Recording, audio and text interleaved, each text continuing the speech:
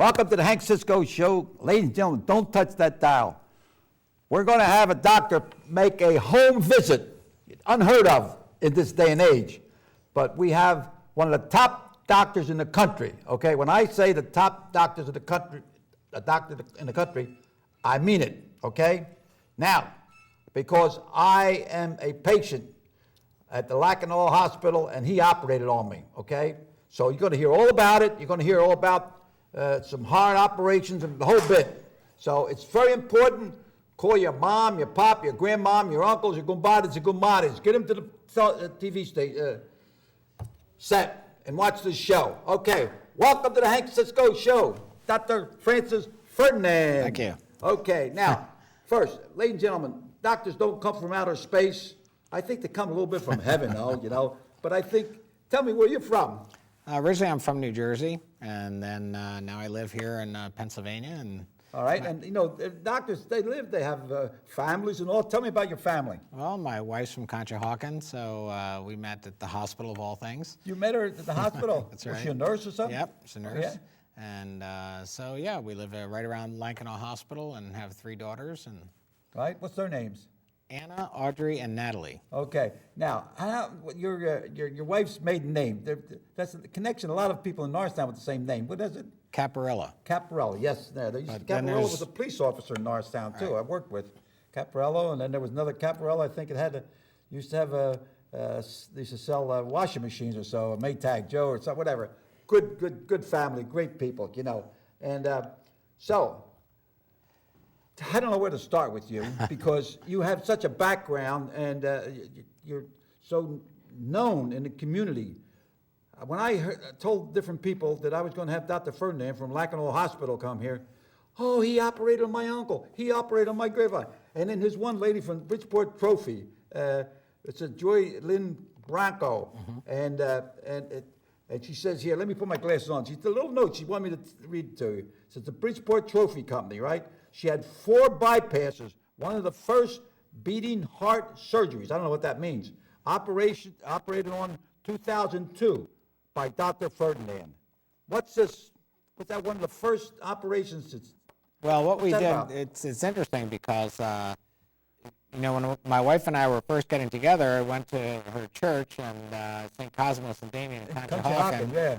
And Father Gennardi. right, Father right now. Gennardi, right. And so the permanent deacon there, I'd operated on him. Oh, yeah? And, yeah, so boy, when we got married, I said, oh boy, everything better be perfect or I'm going to be in big trouble. But the beating heart surgery is, it's a newer way of doing bypass surgery. So it's a better way of getting blood flow to your heart. The problem is that over time, people can develop what's called arteriosclerosis, or hardening of the arteries. And that's plaque that builds up in the artery and it limits blood flow. And a lot of that is preventable. How? You know, diet, exercise. You know, the 4 big risk factors are smoking, diabetes, high blood pressure, high cholesterol. Well, let me see. I got diabetes, and blood pressure a little high. When I get mad, it goes high.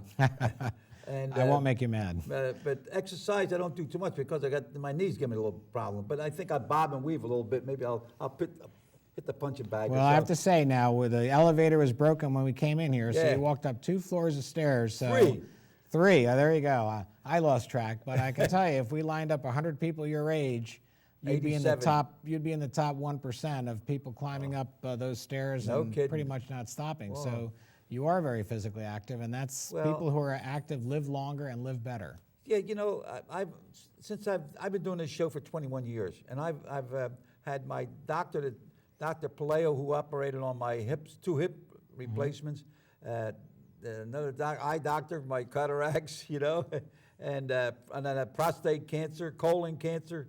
So I'm still bobbing and weaving, you know. Now Yeah. you saved my life here because we had that's the first time I ever had any problems with my heart. Right. But tell me, when when I had the hip replacement, they told me during the operation my heart was going boop boop boop boop, wasn't moving fast enough, and Dr. Belasco is the one who referred me to you, but they said you need a pacemaker to keep it going. Okay, that pacemaker was placed. Now, and then suddenly it was on this side, it started an infection around the side. Okay, now tell me, it was a scary thing because you figured, they said maybe the infection's on the pocket, tell me about this, Yeah, what so, a pacemaker looks so like. I brought two basic, these are devices. So this is a pacemaker, and this is an ICD. They used to call them AICDs, but they're internal cardioverter defibrillators. So there's an amazing amount of circuitry. An original pacemaker used to be as big as this. They were huge, and you can just shows you the miniaturization that has occurred. That's what I have now? Right, that's what you had. So the device this big, and this It's over here. right. Now, originally it was on your left side, and then Yeah. like anything artificial in your body, if something's artificial, if it gets infected, it's more of a problem. Oh. So our own tissue, our own skin and muscle, things like that, if it gets an infection, usually the body can help clear it out, and with some help from antibiotics. But when you have something artificial, like if someone had a hip joint, a heart valve, or a pacemaker, if this gets infected, invariably it has to come out. Now, this device, this is the pacemaker, this is the battery and the circuitry, and then this part's called the header, and two wires come from this. And these wires are in your blood vessels and go to your heart. Wow. So You now put I, them in there? yeah, now I do that because the leads, they call them, the wires, are supposed to be not reactive and not stick to the blood vessels. But the longer you have a pacemaker, the more those leads can stick to the blood vessels, and they're very difficult and can be risky to get them out, and that's why I do this procedure. So we got them out of you. Now you were dependent on a pacemaker, so what we first had to do was through a vein on this side, we put a temporary pace wire, and we paced you from that, and then we took out your old pacemaker. And once our infectious disease specialist said that you were clear from an infection point of view, then they put a new device in on the other side, and we removed the temporary In other words, wire. you had to wait sure that infection. Right, made sure that clear, because you don't want to put a new one in an active infection, because the same thing will happen. Now this particular device, this actually can defibrillate. You see they have the automatic defibrillators in airports and things, so you give someone a shock like people see on television. Well, this is what one of those looks like. These were very huge before, because there's batteries, there's capacitors, the circuitry, there's more little leads that come out of there. So both of these are devices that can regulate your heart rate and even shock you if you have an irregular heart rate. Wow. So And so I'm good for another 10 years or so. Right. So Keep going. Bobbing and weaving. I say I thank God and I thank Dr. Ferdinand. And okay, now, what else? Now, there's a lot more advancement. You're showing me advancement. I know the advancement hip replacement from the 8 years, from 8 years, in between 8 years, the hip replacement was a lot less pain, less time to recuperate and all. So it's a lot of changes. Now, so this is the latest. Now, you have some other, bypass. You hear so much about bypasses. Tell us a scoop on that. Right. Well, that is an interesting area that I brought one of the devices, and we have some slides we can show you the results, and that will be the different set of slides up there, the first set, A. But originally, bypass surgery was to get better blood flow to your heart. Like I said, people develop arteriosclerosis, or the hardening of the arteries. Just like the sewers. Right. It clogs up and... Right. And so what happened is that started back, people really started seeing that in World War II. I don't know if you ever saw the movie Saving Private Ryan, or you were of the generation, the greatest generation, so you were there. And when young kids died, I mean, and we just passed Memorial Day, so it's very important for us civilians to appreciate the freedoms that we have, but the freedoms we have are from, kids not much older than high school students who are people who are our soldiers and our saviors. Right. And but when they died, they noticed in their aortas, some of them had these fatty streaks, and it was very strange that young people, and they realized that the process starts that young. So when we talk about childhood obesity and nutrition, it's very important, because although it's rare to have blocked arteries when you're that young, that's when the process starts. Then over a period of decades, the plaque builds up until there's not enough blood flow to your heart, and then you can have a heart attack and potentially die. Can't you, is there any way of, not prevent it, but once you got it, like Roto-Rooter, my sewer clogs up. They get the Roto-Rooter. Well, there's 3 ways. $400. Well, there's 3 ways to treat it. One is with medicine, so things that control blood pressure, cholesterol. It's clogged. So is there some kind of medicine or something to take to No, they can't make it go away. They've tried. What they can do is prevent further increase in the disease. But once you get In other narrowing... words, stop it from getting worse. Right, and that's very important. And even after we did bypass surgery, for example, it's still important. Then you call what they have secondary prevention. So even if we do a bypass procedure, we get someone better blood flow to their heart, like new again, essentially, it's still important that they do the secondary prevention because you don't want the same process, the arteriosclerosis, involving the bypass grafts. So there's 3 ways to treat it. One, well, first off is try and prevent it in the first place. Second, right, and secondly is medicine to control blood pressure, cholesterol, diabetes, get people to stop smoking. Third, the other way was then the cardiologists can go in, the medical doctors can go in and try and dilate the narrowing and leave a stent behind. And the third way, medicine, stenting, or bypass surgery, and that's what a cardiac surgeon does. Well, now, go ahead. So what a cardiac surgeon does then is we take blood vessels from another part of the body, arteries from your chest wall, an artery from your forearm, and... Whoa, run up by me again now. You take the arteries from another part of the body, and you hook them up? That's right. What, do you sew them on? You sew them on with suture that's about as thin as this a hair. It's called a 7-0 proline. It's very thin. We use special glasses to magnify that. Make it look real... Right. Oh, my God. Now, traditionally, what we would do... You do that? Yes. That's one thing I want to say. You are so different than other doctors because Dr. Blasco, when he told me, he says, Hank, he says, you're going to have to go and get this out. He says, there's an infection there and we're giving you medicine, it's not doing anything. And he says, you're very lucky that we're going to be able to get Dr. Ferdinand because he's so booked up, and there's few doctors in this whole area that perform the operation that you. Tell me what's so unique about what you operate on? Well, there's 2 different areas. So one, in the taking out your pacemaker that leads, there's very few of us that do that. So that was the other doctor that starts with an M. Moskowitz, Dr. Moskowitz. He's your EP cardiologist. So he's a cardiologist. He's the one that put it in the right. first Montgomery Hospital. Right. So but you're lacking all. Right. Dr. Blasco is a cardiologist. He's partner, my man. Right. His partner, Dr. Moskowitz, is an EP cardiologist for electrophysiologic. So he's a cardiologist who specializes in heart rhythm changes. Oh, okay. And then, but for the lead extractions, I do the lead extractions because they can be risky. And if you have a problem, you need a heart surgeon. So I do them.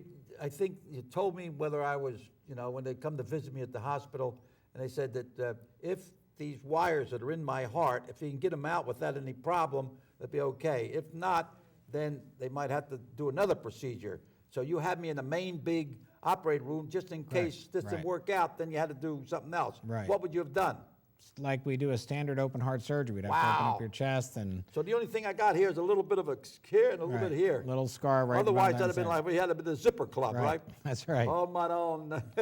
So, but now when we do bypass surgery... Yeah, tell me, is there any difference now? All these, I know, I was Frank Rizzo's brother-in-law, and a couple other people I know that had open heart, and they all have that, they still do that? They still have to open them up? There's been some changes. One of the primary ways, and this back from the 50s, Philadelphia is actually famous for this, first operations were not bypass surgery, they were to fix holes in the heart or things people were born with, congenital heart surgery. And one of the first ones that were done, in order to get inside the heart, you had to stop the heart and prevent blood from flowing through the heart. Like you're working on your motorcycle there, it'd be hard to work on the engine and get at the valves of the engine with the pistons if the engine was running. Right. So with your heart, the same thing. You have 4 valves in your heart. So children who are born with a hole or an atrial septal defect, ventricular septal defect, a hole between 2 sides, it was dangerous to go in there. And so a guy named Gibbon down at Jefferson was one of the primary inventors of the heart-lung machine. This is a machine that takes over the function of your heart and lungs. Unfortunately, we use the word bypass in 2 ways. So that way is to bypass your circulation, and that was the standard way we did bypass surgery.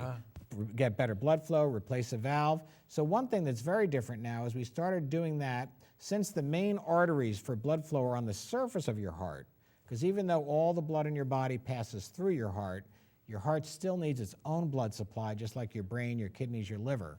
And those are your coronary arteries. And when they get blocked up, that caused the problem. Now, since The artery, which one takes and one goes? What is right, it? the artery brings blood to the organ, the veins take it away from the organ. Okay. So- I remember that from the health, when I was in That's school. good. Forward and backwards. Right, so traditionally you would stop the heart to do bypass surgery. So one of the And major... they'd have something else working here, pumping it Right. while you stop When the it heart over here. was stopped, that was the heart-lung machine that Dr. Gibbon had worked on. That's been refined since then. But what people realize, since the arteries are on the surface, if you could stabilize the surface of the heart could still beat, and we could work on that one area that was kept still. And that's what the beating heart surgery, and that's what your friend has had. Right. Franco. Right. So, and we use a device like this. This was initially... Now, where's that go? This, see That these go in your things? body? Yep, this gets hooked on the side, and what happens is these things, originally this was developed, believe it or not, in the Netherlands.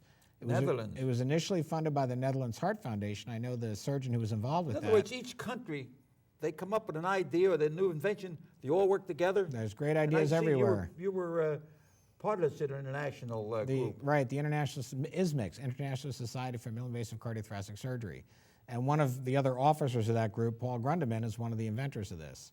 But this device, they initially called an octopus because you can see little suction cups. So this goes on the surface of your heart and stabilizes it, and then while that area is relatively still, we can do the bypass. So one of the major advances in getting better blood flow or revascularization for coronary artery disease is to do it with your heart still beating. Then we avoid the effects of being on the bypass machine. Well, And that's a touchy thing here, right? well, we actually we're very fortunate at our hospital, and then if they have those slides A there, we have great results. We have a great team. We have great nurses and a great institution that all work together. Lack it all. Right. Right. And then I have some slides there, and it just shows our results with this. We have very good results. We do much more. We do well over 98% of the bypass surgery that we do is done off pump. Nationally, the rest of the country does about 20%. We do about 98%. Wow. So we have a great team, and everybody works together, and we're very innovative in the way we do things. Well, Philadelphia had some of the best hospitals in the country. Well, you had the first medical school, which is Penn. You had the first hospital, Pennsylvania Hospital. One of the signers of the Declaration of Independence, Benjamin Rush, was a physician. And there's another slide. A lot of them come to Philadelphia when they got a problem, right? Well, a lot of people did, but we also, those great training programs have, seeded Schooling. great programs around, and that's what we have at Lankenau. Another slide here shows that we use a lot of mammary arteries and radial arteries and veins, and how we do our bypass surgery.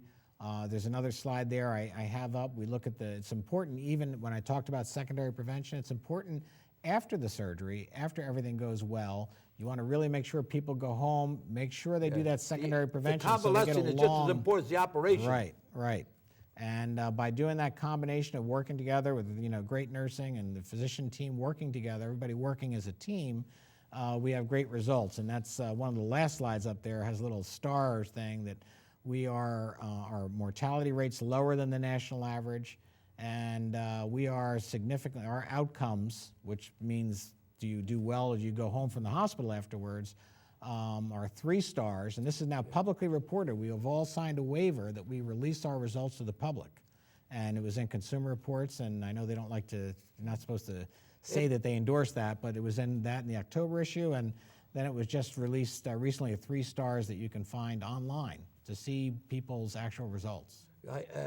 After I was released from the hospital, you made a contact with nurse. They come to my house. Correct. I think it was twice a week, or twice a week, and then it went down to one a week, one visit. And what they did was, where you took that pacemaker out, it was like the big, like the Grand Canyon, and they had to clean it because the infection, and it was all clear, no infection, thank God, Right. But all they had to do was, I don't know, they would put the cotton or something in and soak it up, and so it absorbed the blood and all. And each week it'd be less and less and less. Right. Now the only thing I got a scar about this big. Okay. Right. Over here I got a little bit of a scar about that big over here. So yeah. I got more scars over here when I was boxing in the ring. That's right. I got hit more times. Well, this had eroded, so it was a more difficult issue. So they had a special dressing. But that coordination of care we find is very important because you can do great stuff in the hospital, and if there's no coordination with the aftercare, you can have problems. So that coordination, that even after you leave the hospital, is very important that gets coordinated so that the care is more of a seamless continuum rather than, you know, this event and that event. But how long you been? Well, let me know another thing. You know, ladies and gentlemen, I didn't want to read off your resume. You know, sometimes you start reading the guy's resume. He went to this school, he went to that school, he went to that school, and you waste all the time on a resume. The one guy, he had a resume. He had so many degrees. They call him kid thermometer. So, you know, one of the top in the country.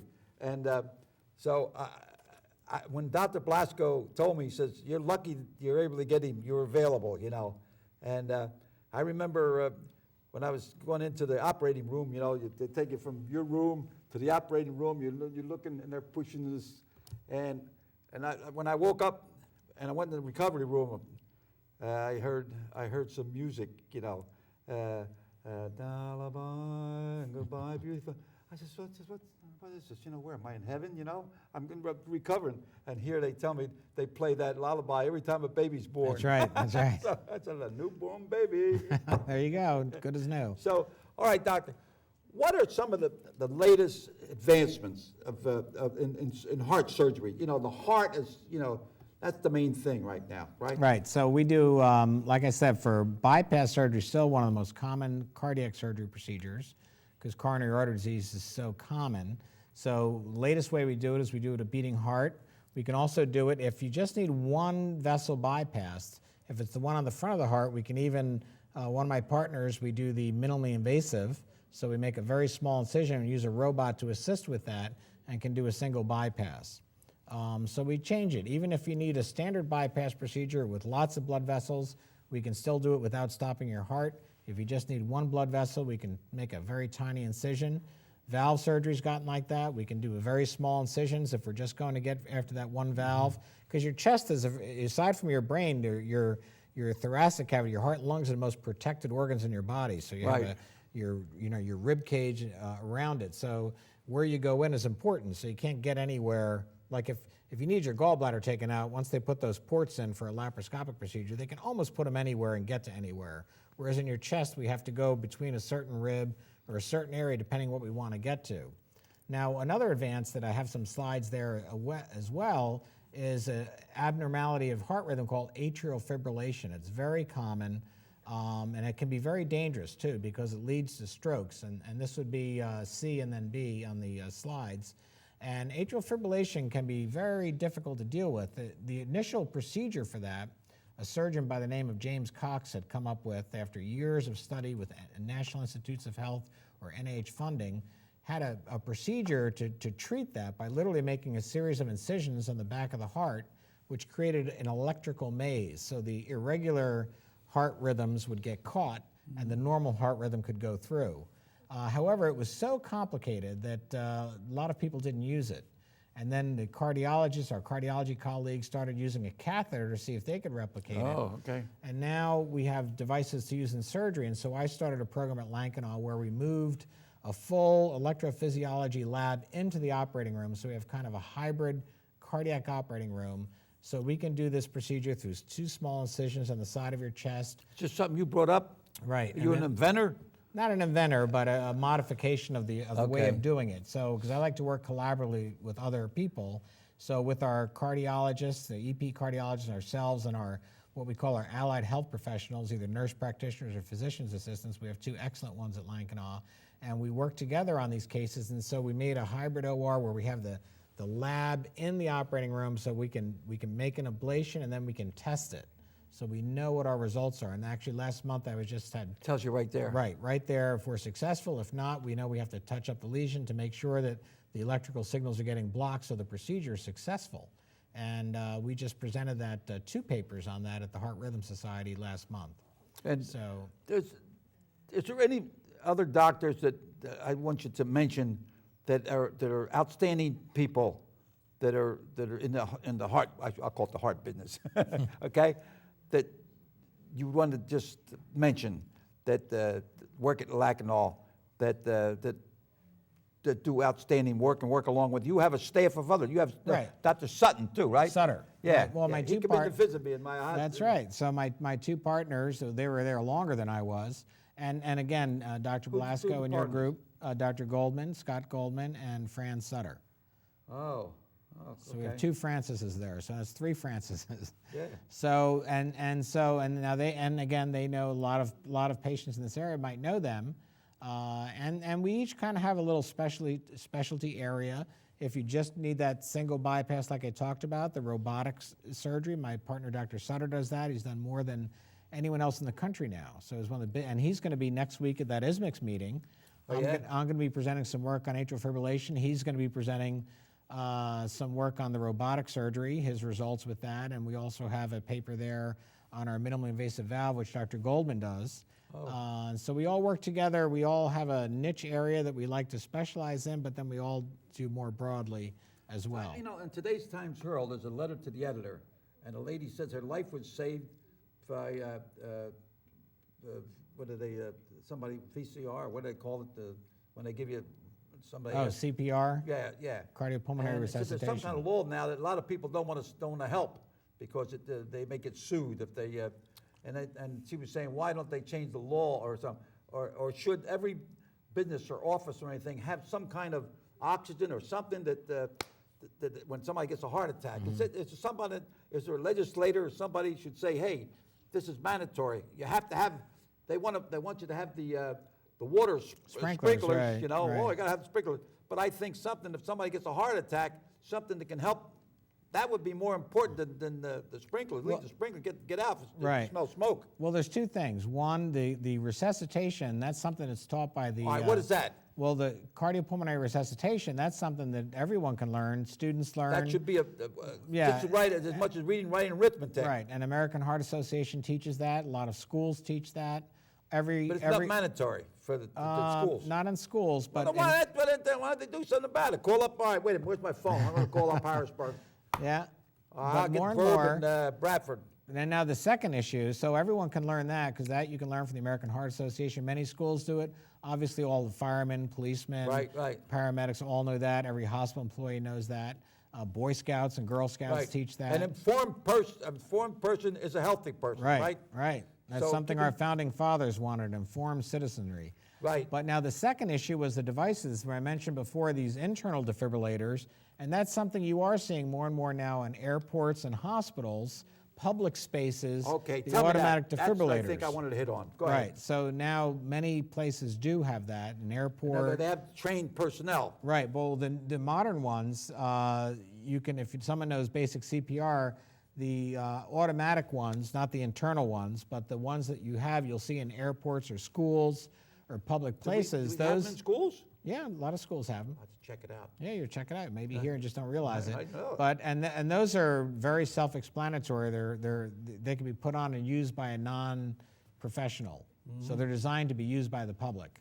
You know, I was And airplanes have them too, by the way. Yeah, we know the airports all have trained staff. You know, I was flying to Florida. I think I get up at 4 o'clock in the morning, get the plane, and didn't eat anything. And you know, being diabetes, I didn't realize. Blah blah blah. So I'm sitting there in the waiting room, waiting for a plane to come in, and all of a sudden I start getting dizzy. I was with my daughter, and all of a sudden I start getting faint, and she grabbed me, and next thing you know, they give me some orange juice, and Yep. I come out of it okay.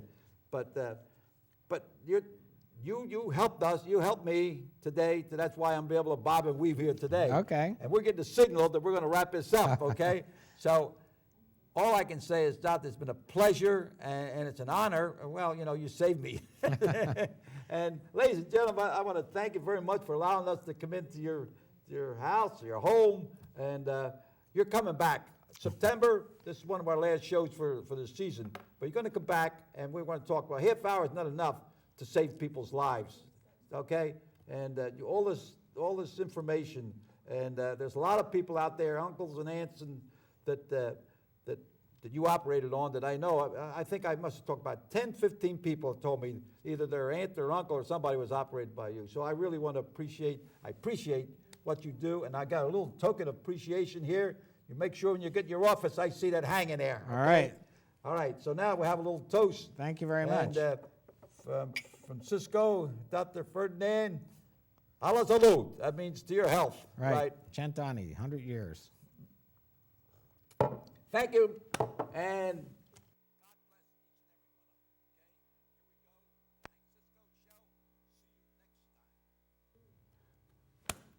right. Great, thank you. You got it done. Oh, I think it was good. I think it was really good. So you were